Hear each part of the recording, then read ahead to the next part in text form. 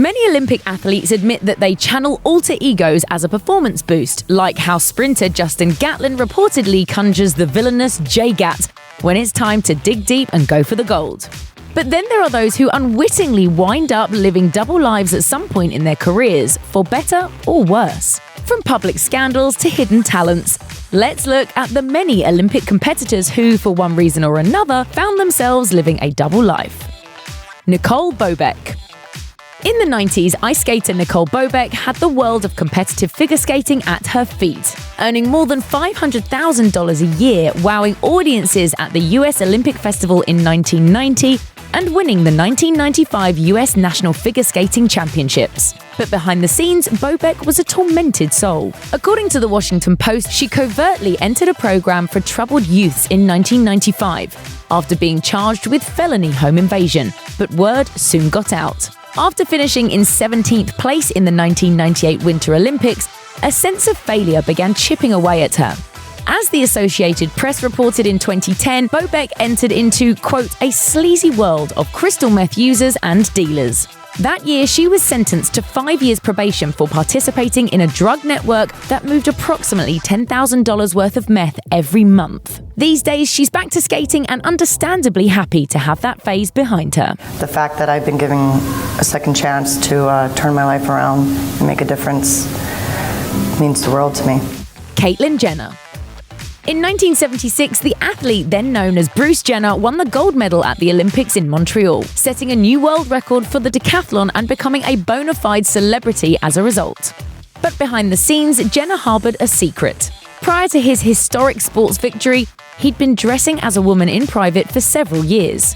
In April 2015, Jenner opened up to Diane Sawyer in a 2020 interview and came out as a transgender woman. Since her transition, Jenner has starred in her own reality TV show, I Am Kate, and published a 2017 memoir entitled The Secrets of My Life. I'm very proud of my life. I won the Olympic decathlon and also got Glamour Woman of the Year award. Gus Kenworthy. After freestyle skier Gus Kenworthy won a silver medal in the 2014 Sochi Games, a reporter asked him to confess his celebrity crush. He answered Miley Cyrus and immediately regretted it. He told the Associated Press in 2018, "Lying made me resent myself and made me realize that I didn't want to be ashamed of who I was." In 2015, Kenworthy came out to the world in a heavily publicized ESPN cover story. While he says it's the most terrifying thing he's ever done, he admits it's also the most fulfilling and was ultimately worth all the anxiety. Following the ESPN story, the freestyle skier scored loads of new sponsors, and he's been embraced by the community for his bravery. I think that when I was finally able to come out, it just let me be so much more free. Marion Jones. After Marion Jones won 3 gold medals and 2 bronze at the 2000 Olympic Games, she became a global star. She graced the cover of Vogue alongside the headline "Greater Than Gold, Marion Jones, the New American Hero." Jones was later busted for having ingested a steroid nicknamed the Clear prior to racing. She was dramatically stripped of her medals, sentenced to prison, and was considered a national disgrace. And so it is with a great amount of shame that I stand before you and tell you that I have betrayed your trust. 10 years after the scandal, Jones expressed regret in a Daily Telegraph profile, saying, "You can stay on the shore and realize it isn't all that fun. Or you ride a wave and think, this is cool, this is fun. And then you are out in the middle of nowhere and it's too far to swim back." Greg Louganis. While competing in the 1988 Summer Games in Seoul, South Korea, Olympic diver Greg Louganis cracked open his head on a diving board and bled into the pool. Privately, he was more concerned about other people's health than his own. At the time, no one knew he was HIV positive.